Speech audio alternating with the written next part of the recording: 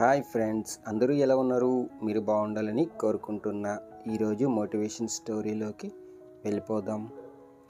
బాలు తల్లి ఊరు వెళ్తూ తన కొడుకుని పక్కింట్లో ఉండే పల్లవికి అప్పచెప్పి వెళ్ళింది.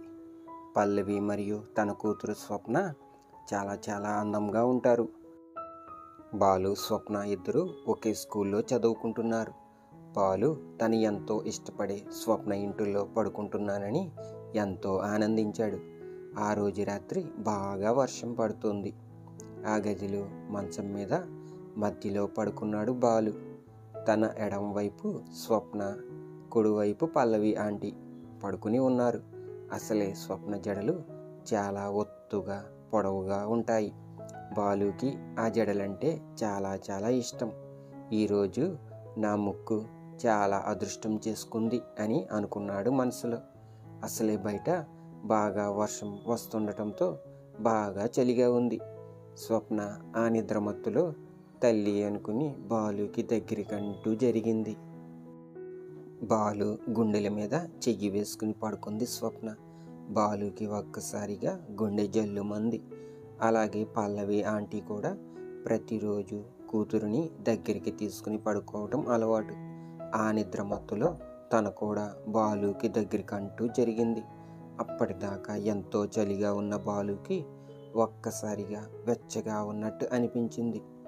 కుడివైపు టేబుల్ మీద ఉన్న ప్లేట్లో 2 పెద్ద బొబ్బాస్ పళ్ళు ఉన్నాయి.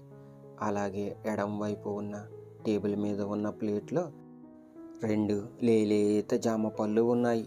బాలుకి వాటిని చూసి విపరీతమైన ఆకలి వేసిస్తుంది. ముందుగా ఏం తిందామా అని ఆలోచిస్తున్నాడు. 2 తినేద్దాం అని అనుకున్నాడు.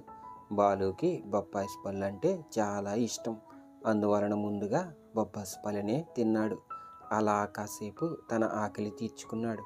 తర్వాత మళ్ళీ జామ పళ్ళ మీద చెయ్యి వేసి అవి కూడా తింటున్నాడు.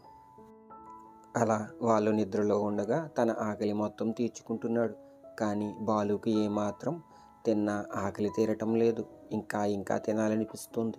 ఇంతలో కాసేపటి తర్వాత పల్లవి ఆంటీకి మెలకువ వచ్చేసింది. వీడేంటి చిన్నపిల్లాడైనా ఇంత ఆకలితో ఉన్నాడేంటి అని అనుకుంది. నిజంగానే వీడు ప్లేట్లో ఉన్న పళ్ళని తినేశాడా, లేక ఇదంతా నా కళ అని అనుకుంది. లేదు వీడు ఖచ్చితంగా ఫ్రూట్స్ తినే ఉంటాడు అని మనసులో అనుకుంది. చూద్దాం వీడి ఆకలి సంగతి ఏంటో తేలుద్దాం అనుకుని నిద్రపోయినట్టు నటించింది. మళ్ళీ కాసేపటి తర్వాత బాలు ఆకలితో మళ్ళీ ప్లేట్లో ఉన్న బొబ్బాసి పళ్ళు తింటున్నాడు. అంతే, ఆంటీ ఒక్కసారిగా కళ్ళు తెరిచి లేచి కూర్చుంది. బాలు ఒక్కసారిగా షాక్ అయిపోయాడు. ఒరేయ్, ఏంట్రా నువ్వు చేస్తున్న పని? పోనీలే పాపం పిల్లోడు కదా అని పడుకోమంటే మా ఇంట్లో ఉన్న ఫ్రూట్స్ అన్నీ తినేస్తున్నావేంట్రా అని అంది. అయ్యయ్యో, ఆకలిస్తుందా ఆంటీ, ఏదో తెలియక నిద్దట్లో తినేశాను అని అన్నాడు. నువ్వు నిద్దట్లో ఏమీ తినలేదు, మెలకువగా ఉండే తింటున్నావు. నాకు తెలుసులే నీ సంగతి. నువ్వు ఇలాంటి వాడివి అనుకోలేదు. ఇంత కరువుతో ఉన్నావేంట్రా నువ్వు?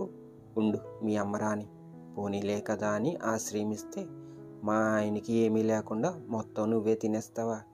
ఒరేయ్, నువ్వు ప్లేట్లో ఉన్న బొప్పాసి పళ్ళు ఒకటే తిన్నావా, లేక నా కూతురు పక్కన ప్లేట్లో ఉన్న జామ పళ్ళు కూడా తినేసావా అని అంది కోపంగా.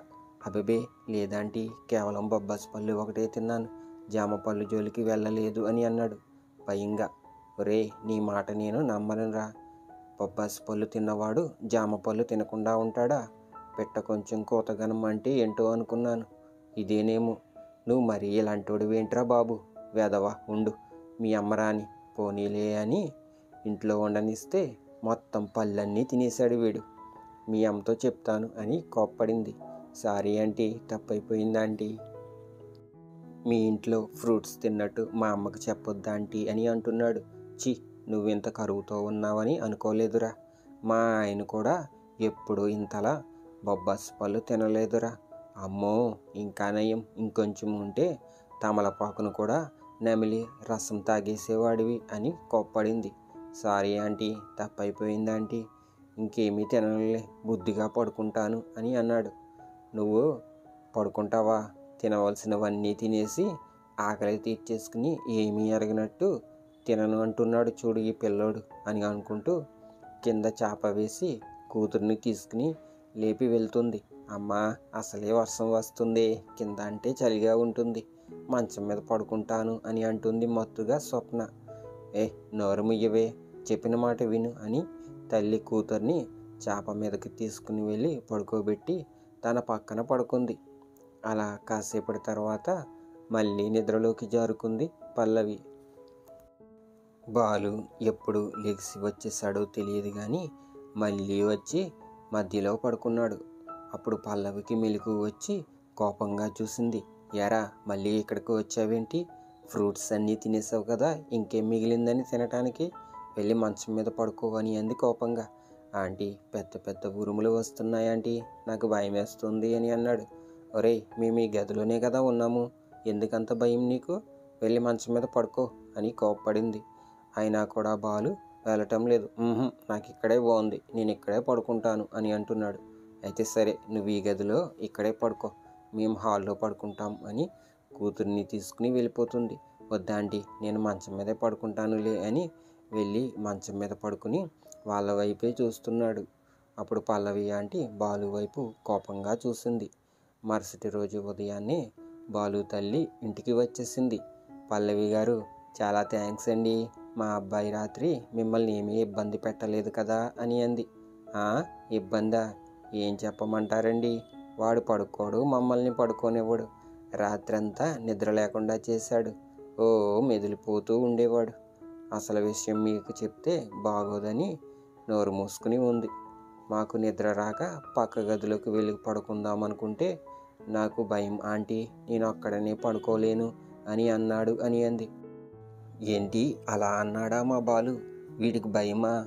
అయినా నేను మా ఆయన ఒక రూమ్లో పడుకుంటే రాత్రంతా వీడి గదిలో అక్కడే పడుకుంటాడు, పైగా లైట్ ఆఫ్ చేసుకుని మరీని. ఉరుములు పిడుగులు అంటే వీడికి ఏం భయం లేదు. పల్లవి గారు, అయ్యో మీకు అబద్ధం చెప్పినట్టున్నాడు అని అంది. అప్పుడు పల్లవి ఆంటీ బాలు వైపు కోపంగా చూసింది. అప్పుడు బాలు తన అమ్మ వెనకాల దాక్కున్నాడు. బాబు తల్లి పల్లవికి థ్యాంక్స్ చెప్పి బాలుని తీసుకుని వెళ్ళిపోయింది. అప్పుడు పల్లవి కూతురు లేచి వచ్చి, అమ్మ, ఈ ప్లేట్లో ఉన్న జామ పళ్ళేంటి ఇలా కందిపోయాయి అని ఏడుస్తూ చూపించింది.